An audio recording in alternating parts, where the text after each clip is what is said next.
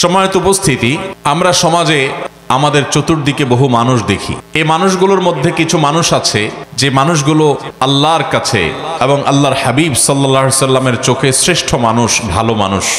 আজ আমরা নবী করিম সাল্লাল্লাহু আলাইহি সাল্লামের চোখে তাঁর দৃষ্টিতে 11 শ্রেণীর শ্রেষ্ঠ এবং ভালো মানুষ, নবীজির চোখে সবচেয়ে প্রিয় এবং শ্রেষ্ঠ ভালো মানুষগুলোর পরিচয় আমরা আজকে জানব। যে মানুষগুলোকে নবী করিম সাল্লাল্লাহু আলাইহি সাল্লাম বলেছেন খায়রুন নাস, আহাব্বুন নাস, আহসানুকুম, তোমাদের মধ্যে সবচাইতে ভালো লোক, তোমাদের মধ্যে সবচাইতে শ্রেষ্ঠ মানুষ, তোমাদের মধ্যে সবচাইতে উত্তম মানুষ। এই কথা বলে নবী সাল্লাল্লাহু আলাইহি সাল্লাম বিভিন্ন হাদিসে বিভিন্ন চরিত্রের কথা উল্লেখ করেছেন। এই চরিত্রের মানুষগুলোকে আমরা আজকে পরিচিত করাবো আপনাদের সাথে, আল্লাহ যদি আমাদেরকে তৌফিক দান করেন। 11 শ্রেণীর মানুষের কথা আমরা জানি বিভিন্ন হাদিস থেকে।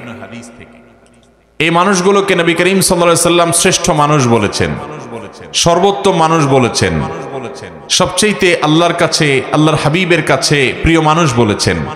আমাদের সমাজে এরকম অনেক মানুষ আছে যে মানুষগুলো আল্লাহ এবং তার রাসূল সাল্লাল্লাহু আলাইহি সাল্লামের চোখে শ্রেষ্ঠ এবং প্রিয়, কিন্তু এই 11 জন শ্রেষ্ঠ মানুষের চরিত্র যদি আমরা কেউ ধারণ করতে পারি, সে হবে গোটা সমাজের মধ্যে সবচেয়ে শ্রেষ্ঠ, সবচেয়ে উত্তম, সবচেয়ে ভালো, সবচেয়ে নেক এবং সবচেয়ে আল্লাহওয়ালা মানুষ।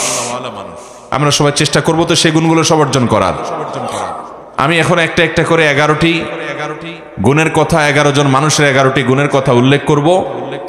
আমাদের কাজ হবে আমরা নিজের সাথে সেটাকে কম্পেয়ার করব, তুলনা করব যে সেই গুণগুলো আমার মধ্যে কতটা আছে, কতটা নাই। এই 11টি গুণের 11টি যদি কারোর মধ্যে থাকে, তাহলে এই হবে সমাজের সবচেয়ে উত্তম মানুষ, সবচেয়ে টপ লেভেলের শ্রেষ্ঠ মানুষ, সবচেয়ে ভালো মানুষ।